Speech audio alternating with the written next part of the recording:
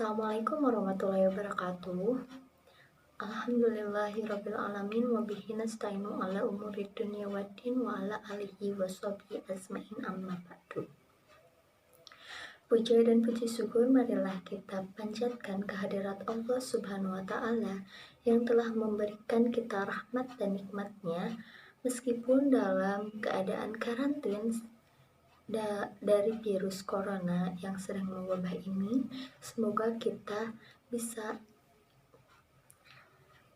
berikan perlindungan oleh Allah Subhanahu wa taala dan selalu diberikan kesehatan dalam keadaan seperti ini. Dan tak lupa sholawat beserta salam marilah kita sanjungkan kepada pangkuan baginda alam, yakni Habibana wa Nabiyana Muhammad sallallahu alaihi wasallam.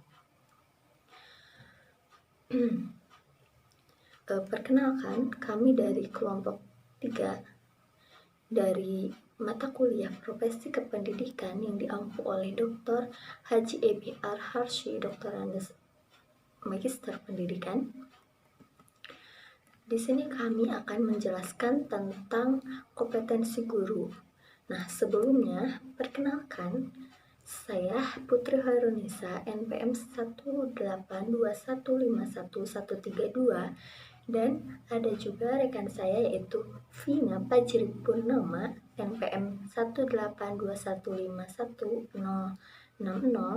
dan Alvira Sofwatunisa, NPM 182151062, dan yang terakhir yaitu Sofa Lailatul Mukarromah, NPM 182151145. Baik, sebelum kita ke materi pokok yaitu tentang 4 macam kompetensi yang harus dimiliki oleh seorang guru, maka kita harus mengetahui terlebih dahulu apa itu kompetensi.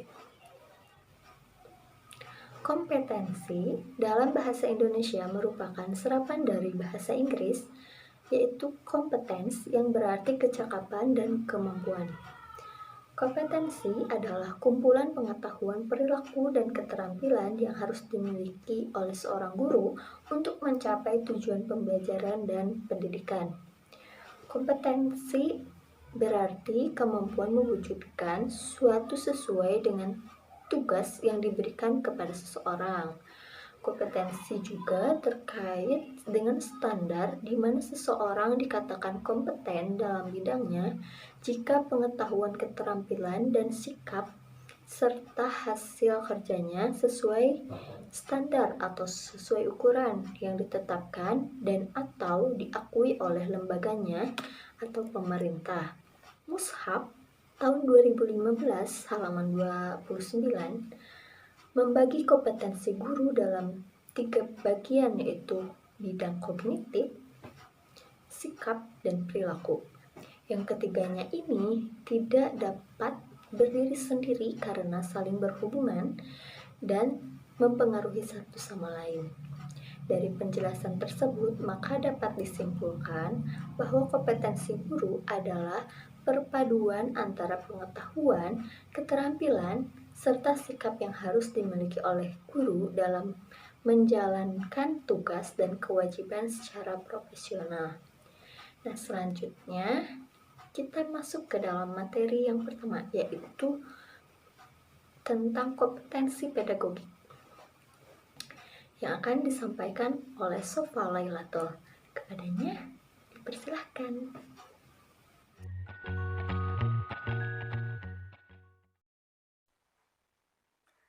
Assalamualaikum warahmatullahi wabarakatuh.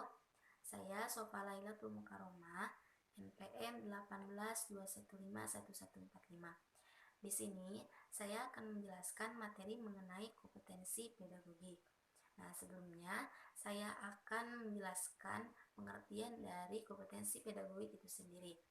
Nah, yaitu merupakan salah satu jenis kompetensi yang mutlak yang harus dikuasai oleh guru. Nah, kompetensi pedagogik ini pada dasarnya adalah kemampuan guru dalam mengelola pembelajaran peserta didik.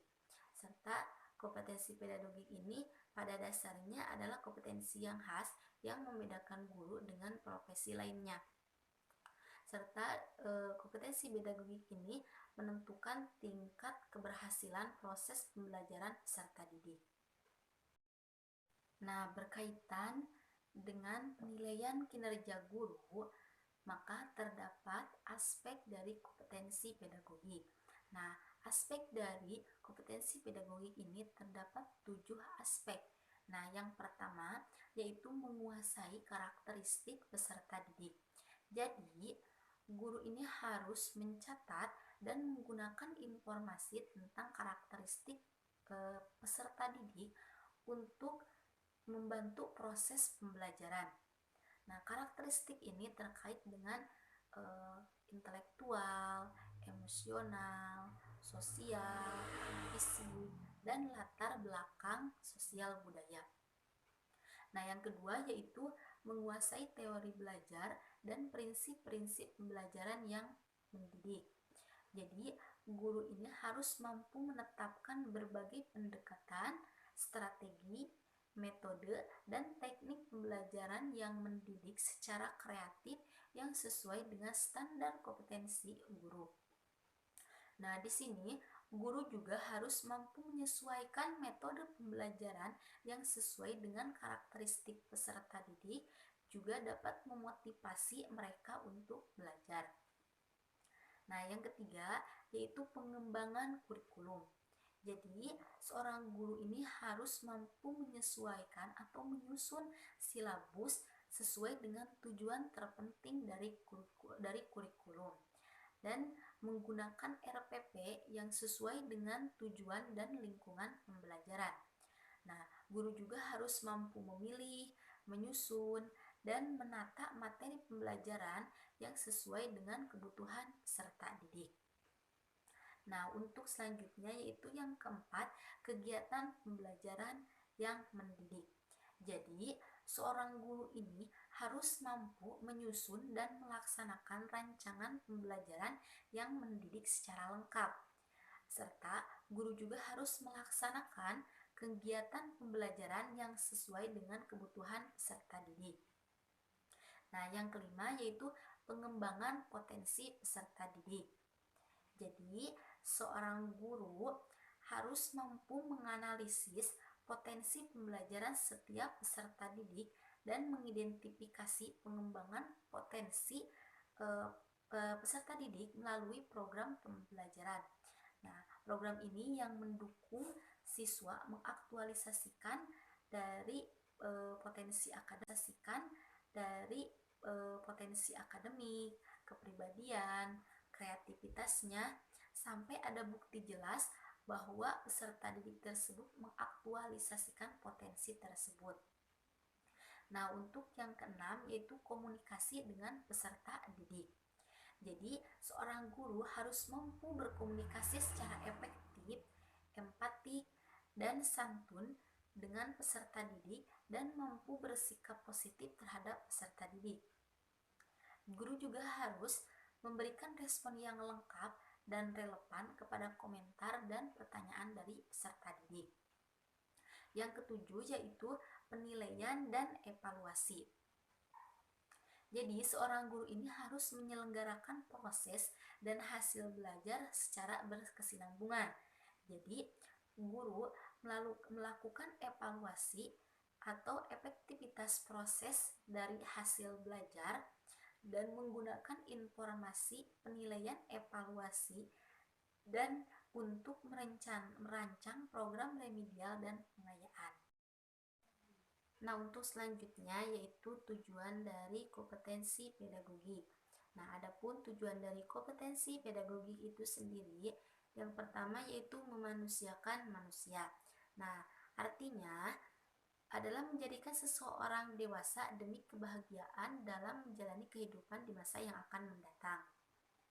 Nah, dalam hal ini mengindikasikan bahwa kompetensi pedagogik ini untuk membantu perkembangan seseorang agar dia siap menjalani hidupnya dan dengan mandiri dan dapat menyelesaikannya di masalah di masa yang akan mendatang. Yang kedua yaitu memahami jati diri. Jadi, dengan adanya kompetensi pedagogik ini, tujuannya agar anak di kemudian hari mampu memahami dan menjalani kehidupan dan kelak dapat menghidupi diri sendiri, agar dapat hidup secara bermakna, dan dapat turut memuliakan kehidupan. Nah, poin yang kedua ini tidak jauh dengan poin yang pertama, yaitu mempersiapkan diri peserta didik untuk menghadapi kehidupan di masa yang akan mendatang. Yang ketiga yaitu melatih keberanian. Nah, kompetensi pedagogik ini memiliki tujuan untuk melatih anak memiliki keberanian. Nah, keberanian ini bisa keberanian untuk bertanya ataupun menjawab pertanyaan misal dari teman-temannya. Yang keempat yaitu mengembangkan kepribadian siswa. Nah, dalam hal ini artinya bahwa kompetensi peserta didik ini, kompetensi pedagogik ini memiliki tujuan untuk mengembangkan kepribadian anak. Nah, kepribadian yang dimaksud di sini yaitu kepribadian yang baik yang membantu untuk siap menghadapi kehidupan di masa yang akan mendatang. Nah, untuk selanjutnya yaitu manfaat dari kompetensi pedagogik. Nah, adapun manfaat dari kompetensi pedagogik ini yang pertama yaitu guru dapat memahami sifat-sifat, karakter, tingkat pemikiran, perkembangan fisik dan psikis peserta didik. Nah, dengan memahami hal semacam itu, guru ini akan mudah mengerti kesulitan dan kemudahan peserta didik. Dan guru juga dapat mengembangkan diri sehingga guru akan lebih mudah membantu dalam perkembangan peserta didik. Yang kedua yaitu dapat dijadikan sebagai pedoman untuk mengetahui arah serta tujuan mana yang akan dicapai. Nah, kompetensi pedagogik ini akan membantu guru menentukan tujuan dan arah dari pembelajaran yang dilakukan. Yang ketiga, yaitu kompetensi pedagogik ini dapat dijadikan sebagai tolak ukur. Nah, sampai di mana seseorang telah berhasil melakukan tugas dalam pendidikan.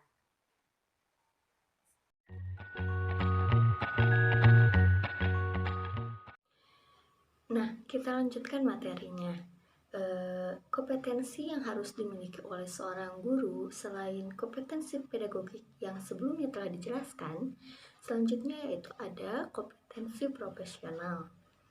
Nah, kompetensi profesional adalah kemampuan penguasaan materi pembelajaran secara luas dan mendalam yang memungkinkan membimbing peserta didik memenuhi standar kompetensi yang ditetapkan dalam Standar Nasional Pendidikan.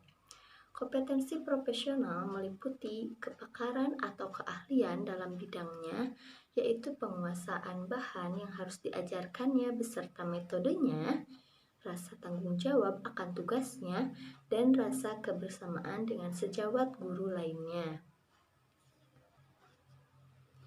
Nah, dalam Undang-Undang Nomor 19 Tahun 2005 tentang Standar Nasional Pendidikan, Pasal 28 Ayat 3 butir C, yang dimaksud dengan kompetensi profesional adalah kemampuan penguasaan materi pembelajaran secara luas dan mendalam yang memungkinkannya membimbing peserta didik memenuhi standar kompetensi yang ditetapkan dalam Standar Nasional Pendidikan.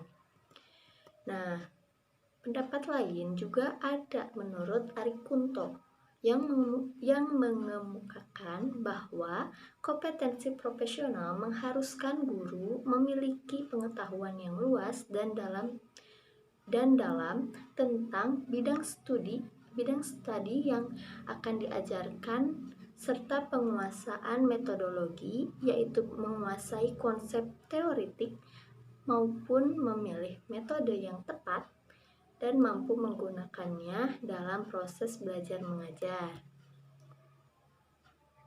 Nah, menurut Sanjaya juga menjelaskan bahwa kompetensi profesional adalah kompetensi atau kemampuan yang berhubungan dengan penyelesaian tugas-tugas keguruan.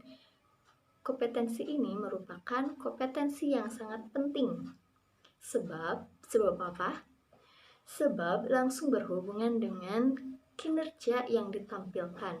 Oleh karena itu, tingkat keprofesionalan seorang guru dapat dilihat dari kompetensi ini.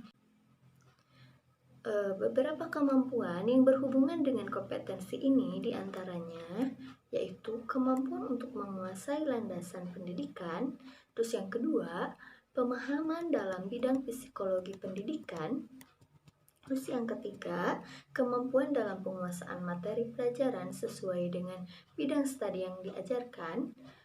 Yang keempat, kemampuan dalam mengaplikasikan berbagai metodologi dan strategi pembelajaran. Yang kelima, kemampuan merancang dan memanfaatkan berbagai media dan sumber belajar. Dan yang keenam, kemampuan dalam melaksanakan evaluasi pembelajaran. Nah, ini semua kita telah belajar satu persatu, mulai dari materi landasan pendidikan, kita harus menguasainya. Terus tentang psikologi pendidikan, kita menguasainya di perkuliahan perkembangan peserta didik. Nah, yang ketiga, harus menguasai materi pelajaran sesuai dengan bidang studinya. Misalnya kita guru pendidik dalam bidang matematika. Nah, kita tuh harus menguasai di bidang matematika. Jangan kok katanya bidang matematika tapi setengah-setengah lah, jangan setengah-setengah. Bidang matematika setengahnya, ini setengahnya, ini setengahnya. Nah, harusnya kita tuh lebih menguasai lebih luas dan lebih dalam tentang bidang studi yang akan diajarkan.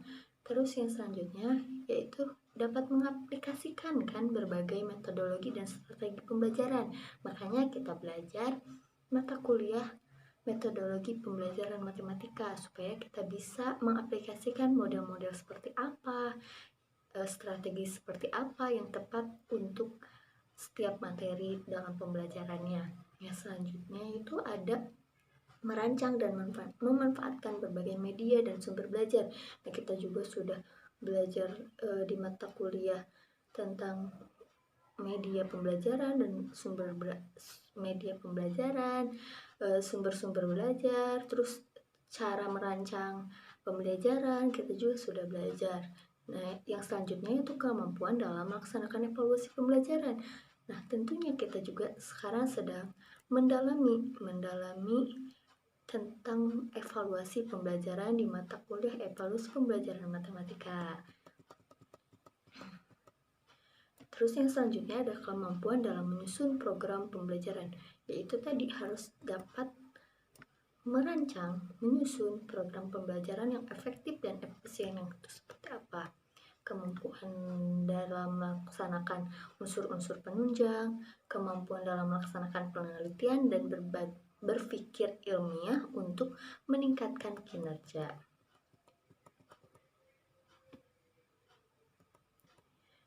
Nah, dari pemaparan tadi yang cukup panjang, dapat disimpulkan bahwa kompetensi profesional yaitu kemampuan guru dalam penguasaan materi pelajaran secara luas dan mendalam yang memungkinkan membimbing peserta didik memenuhi standar kompetensi yang ditetapkan dalam standar nasional pendidikan. Nah, selanjutnya ada indikator kompetensi profesional guru. Menurut Permendiknas nomor 16 tahun 2007 dalam Depdiknas 2007, indikator kompetensi profesional diantaranya adalah yang pertama menguasai materi, struktur, konsep, dan pola pikir keilmuan yang mendukung mata pelajaran yang diampu. Jadi tentu ya kita itu harus menguasai materi, pola pikir keilmuannya yang mendukung mata pelajaran yang diampu seperti kita bidang matematika. Yang kedua, menguasai standar kompetensi dan KD kompetensi dasar mata pelajaran yang diampu. Ya tentu saja ya, kita tuh harus paham, harus menguasai tentang standar kompetensi dan kompetensi dasar. Kalau misalnya tidak menguasai, bagaimana kita bisa merancang suatu pembelajaran dengan yang baik dan efisien kan? Terus yang selanjutnya yaitu mengembangkan materi pembelajaran yang diampu secara kreatif. Nah, kita tuh harus bisa misalnya kan matematika tuh banyak ya yang gimana ya, banyak para siswa yang takut, bosan, jenuh dengan matematika.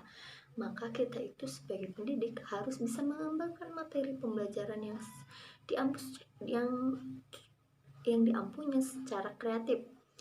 Misalnya memilih materi pembelajaran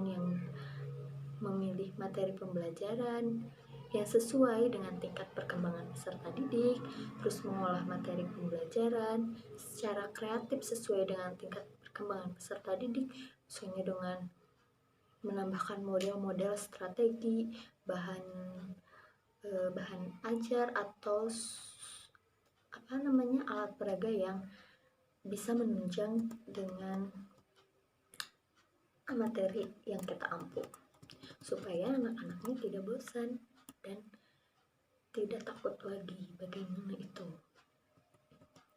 Yang selanjutnya yaitu mengembangkan keprofesionalan secara berkelanjutan dengan melakukan tindakan reflektif. Melakukan refleksi terhadap kinerja dalam rangka peningkatan keprofesionalan, mengikuti kemajuan zaman dengan belajar dari berbagai sumber. Nah, indikator yang terakhir yaitu mampu memanfaatkan teknologi informasi dan komunikasi untuk mengembangkan diri.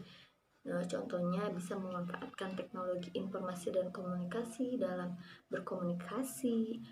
Kan tentunya seorang guru juga harus mengikuti zaman. Nah, sekarang zamannya iptek, maka kita harus bisa memanfaatkan teknologi informasi dan komunikasi untuk mengembangkan diri. Yang selanjutnya yaitu tentang materi kompetensi kepribadian.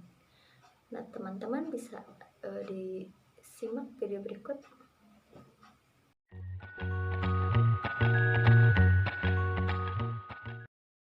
Perkenalkan, nama saya Alfira Sofatunisa. Di sini saya akan membahas mengenai materi kompetensi kepribadian. Nah, kompetensi kepribadian merupakan kemampuan personal yang mencerminkan kepribadian yang mantap, stabil, dewasa, arif, dan wibawa, serta menjadi teladan bagi peserta didik dan berakhlak mulia. Nah, menurut Permendiknas nomor 16 tahun 2007, kemampuan dalam standar kompetensi kepribadian ini mencakup 5 kompetensi utama. Nah, yang pertama adalah bertindak sesuai dengan norma agama, norma hukum, sosial, dan kebudayaan nasional Indonesia. Nah, yang kedua adalah menampilkan diri sebagai pribadi yang jujur, berakhlak mulia, dan teladan bagi peserta didik dan masyarakat, sehingga peserta didik dan masyarakat dapat mencontoh apa yang telah kita perbuat dengan baik dan tidak mencoreng nama baik guru. Yang ketiga adalah menampilkan diri sebagai pribadi yang mantap, stabil, dewasa, arif, dan berwibawa. Yang keempat, menunjukkan etos kerja yang tinggi, tanggung jawab, serta bangga menjadi guru dan rasa percaya diri. Yang terakhir adalah menjunjung tinggi kode etik profesi guru. Nah, mungkin sekian yang dapat saya sampaikan mengenai kompetensi kepribadian ini. Terima kasih, saya kembalikan lagi kepada moderator. Nah, terakhir nih, kita masuk ke materi yang terakhir, yaitu tentang kompetensi sosial. Seorang guru harus memiliki kompetensi sosial nih. Nah, untuk lebih jelas, silahkan simak video berikut.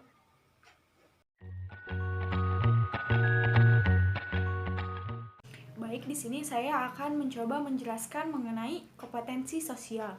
Nah, kompetensi sosial itu merupakan kemampuan sosial guru dan tenaga kependidikan untuk salah satu daya atau kemampuan untuk mempersiapkan peserta didik menjadi anggota masyarakat yang baik, serta kemampuan untuk mendidik, membimbing masyarakat dalam menghadapi kehidupannya yang di masa yang akan datang. Nah, dari penjelasan tadi ya, bahwa tenaga kerja itu sebagai petugas masyarakat, di mana seorang guru itu adalah wakil kemasyarakatan yang bertugas untuk membina masyarakat agar masyarakat itu berpartisipasi dalam sebuah pendidikan. Selanjutnya itu adalah bagaimana sih tenaga kependidikan itu di mata masyarakat. Nah, tenaga pendidikan di masyarakat itu harus mempunyai kompetensi, yang dimana kompetensi itu adalah yang pertama mampu untuk berkomunikasi dengan masyarakat dengan baik dan mempunyai sikap sopan santun yang baik. Yang kedua adalah mudah bergaul dengan masyarakat. Yang ketiga adalah menjaga perilaku diri sendiri agar menjadi panutan dalam masyarakat tersebut.